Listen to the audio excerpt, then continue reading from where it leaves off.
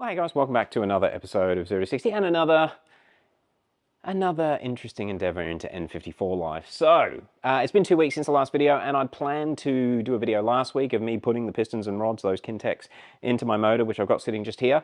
And unfortunately, when I actually took the other pistons out, I noticed there was an issue with that motor, which I'll get onto in a second. However, I just want to touch on a few things from the last video. Again, comment section's brilliant. I really appreciate everyone's thoughts, tips, experience, sharing, that sort of stuff. Regarding the cut ring gasket, a lot of people, I shouldn't say a lot, there was quite a few people that had experience with the cut ring gaskets not sealing coolant and oil. There was a few people that commented that are using the cut ring gaskets with no issue.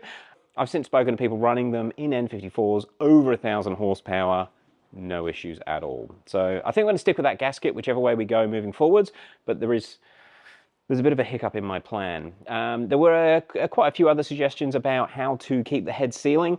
I think a lot of people just wanted to go all out. In fact, most of the comments were close the deck, sleeve the block, do it properly, and it's got me thinking, which we'll talk about in a second. So the issue that I found last week, let me show you. So I pulled all the pistons out, and to be honest, they all looked really good. We are cylinder 2 to 6 here.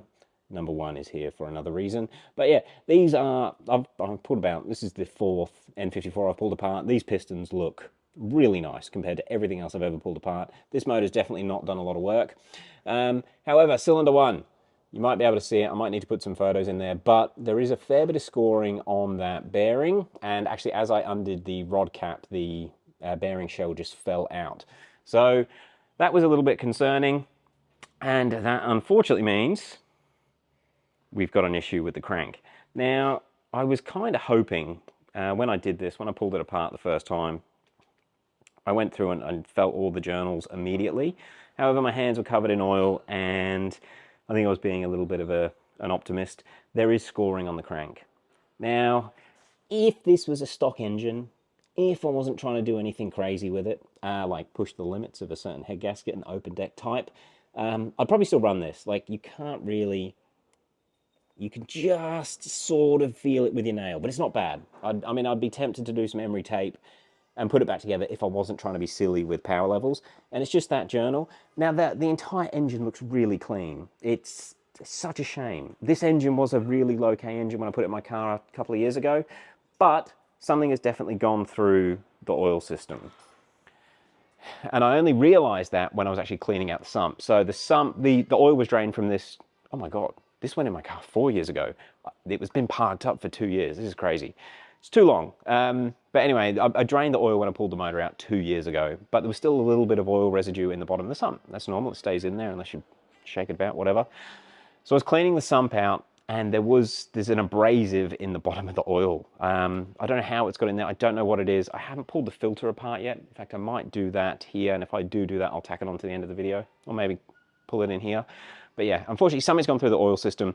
It's messed up bearings on cylinder 1. The wear was progressively worse from cylinder 1 through to 6. Sorry, it got better. 6 was the best cylinder, 1 was the worst. But everything else on the crank side is fine. It's just cylinder 1 is a little bit scored. And I don't think it's worth the risk. So, what do? I've got a few engines. I think I've got 2 engines now that have scored cranks where they've also spun a bearing. They've sucked the drive belt up into the oil pan. I've got one good complete engine, unopened. I know it's a good engine. I saw it running before it came out of the car. It's definitely a good used engine. And then I had another engine that I thought had a cracked piston, which I have just here. This little sucker here, which I've just taken the head off about 10 minutes ago.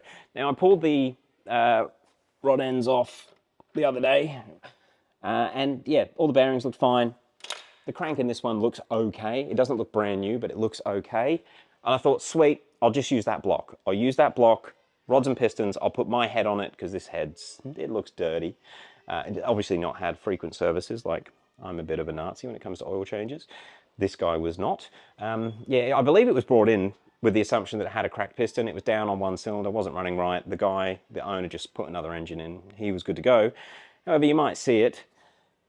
It's not just a cracked piston. We'll pull her out. Yeah, this piston has melted. Now, the issue with this is all that aluminium's gone somewhere. It has gone onto the board. Let me grab the torch. Yeah, so this bore is no good. So out of the two engines that I thought would be great candidates to just have rods and pistons thrown in them and put back together, we've got two issues. Also at this point, I should also clarify that the idea or the ethos behind this series was rods, pistons, head gasket, put it back together. A cheap way to build a motor.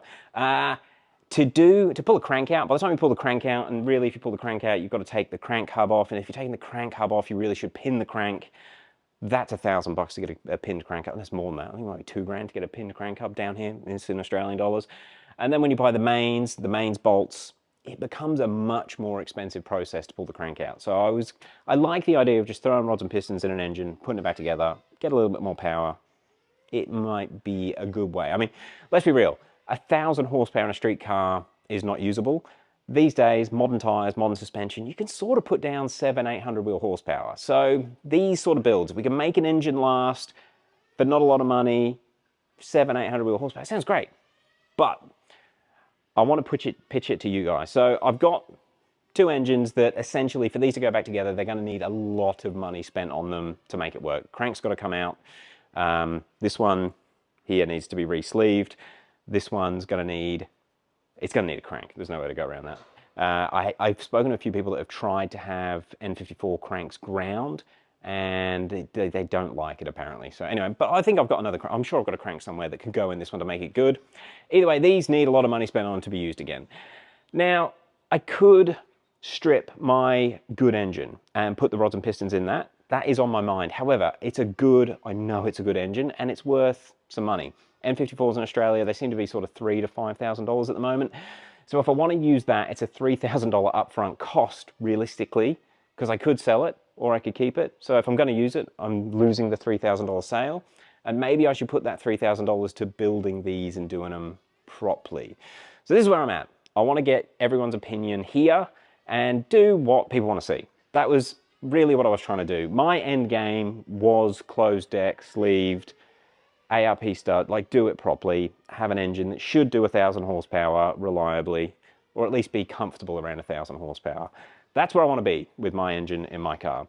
Now, I still want to experiment and hopefully share some information with you guys along the way, which is why these budget things were appealing to me. I thought somebody else might be, some other younger versions of myself would be interested in doing the same thing. But I'm at a crossroads. So I honestly think I could probably get my arse in a gear, sell the other engine, and then put that money towards getting this build done, getting a full build done. Let me know what you guys want to see. I'm still going to use the Kintec rods and pistons. I have no issues with them. They seem fine. I already have Darton sleeves. Our local machine shop can do the closed deck on these, so I can get it happening fairly quickly. And I think I'm leaning that way. But let me know what you want to see below. Do you want to see me finalizing the plan that I had in the last video where we just rods and pistons in an engine, cut ring head gasket, let's see what it does, standard head bolts, or do you want to see me do a full build? So closed deck, Darton sleeves, proper head studs. I'm still going to use the cut ring gasket, and we'll see if we can be really silly with it. Go another turbo. I didn't talk about it in the last video, but I am going to go to a max ECU on this car. I don't think I spoke about it in the other video, but I've got a max ECU on the Evo, which I installed and tuned myself. I loved it, and I want to document it properly. I've done a little bit of a series on the Evo install, which I might release down the track.